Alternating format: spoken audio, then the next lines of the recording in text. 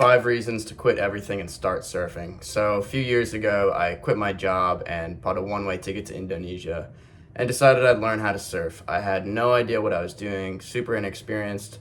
No one in my family had ever surfed. I had a few friends that surfed. That's how I got into it. Got into it when I was 20, left home when I was 23, and here I am with a surf YouTube channel, living in Nicaragua, teaching others how to surf, and living what I would say a more fulfilling life than I used to live.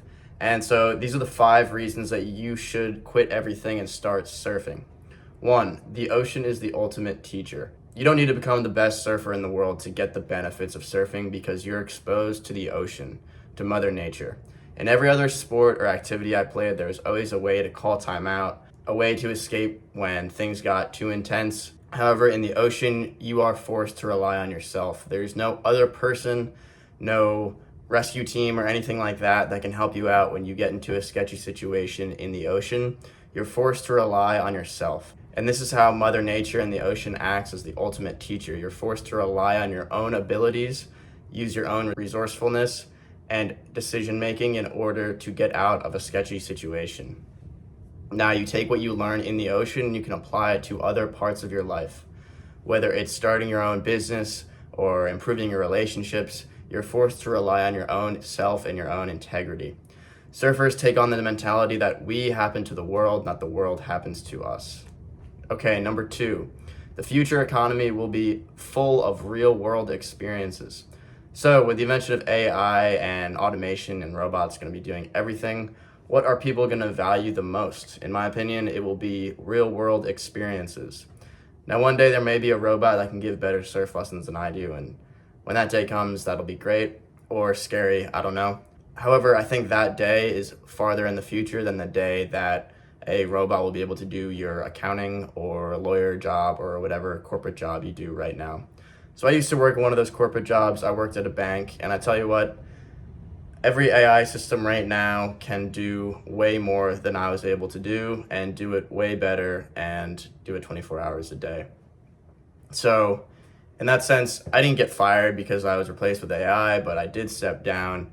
And if the company is smart, they should be replacing me with AI because these systems can do any mental work better than we can do. So at one point we saw these intellectual jobs as sort of high status, high earning jobs, and the real world jobs like being a surf instructor or a plumber as sort of second tier. However, in the next 10 to 15 years, we're going to see that invert. So any sort of real world knowledge or experience that you have that the robots for now can't quite get to is something that can make yourself valuable. Okay, number 3, you'll delete dating apps. Okay, so your social circle when you start to surf becomes other surfers, other people that are interested in nature, in being outside and living a more fulfilled life.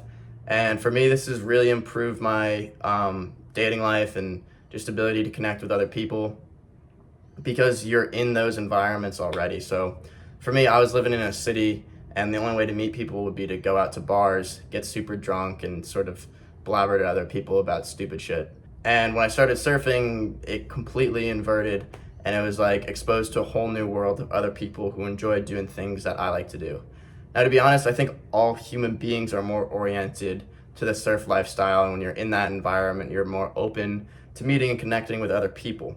So the reality is, if you live in a city with a corporate job, it's much trickier to have these synchronicities where you meet someone when you're living in a beach town, there's only a few hundred people living in a beach town, you see the same faces on the beach, and whether you like it or not, you get to know each other pretty well, and then one thing leads to another.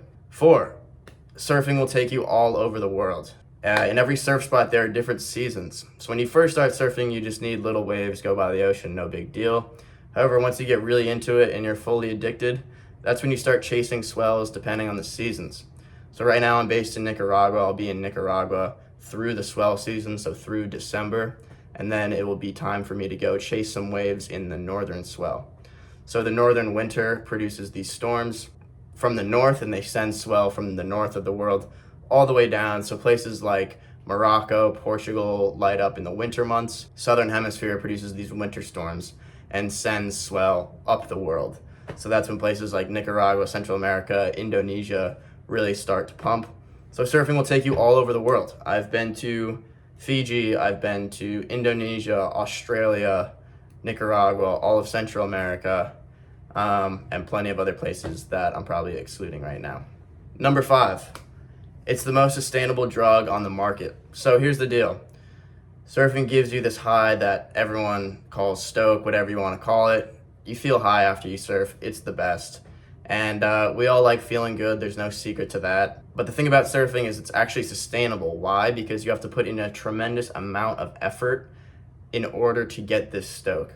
Particularly when you're first starting out, you spend an hour or two in the ocean, maybe you catch one wave. This is a proper balance. Life can't all be sunshine and rainbows. You have to put in work. You have to exert energy in order to get a reward. That's how life works. Too much of the rewards we receive now, we put no energy into. So whether it's doom scrolling on social media that gives you these light hits of reward with essentially zero effort, or it's actually doing, drugs on the market like Molly and cocaine and things like this, you put no effort in and you get this massive reward, this massive dopamine spike. I'm not here to judge. I used to do those things, not so much anymore.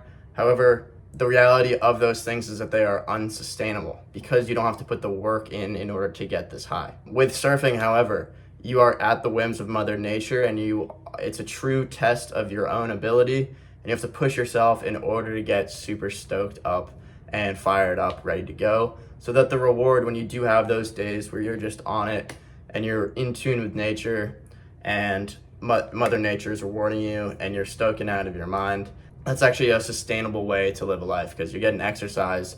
There are natural chemicals in your body, endorphins, things like this. Okay, there you go. Those are the 5 reasons to quit everything and start surfing. Let me know if I missed anything. Let me know in the comments your reaction to this video, and I will see you next time on Pat Moriarty Surf.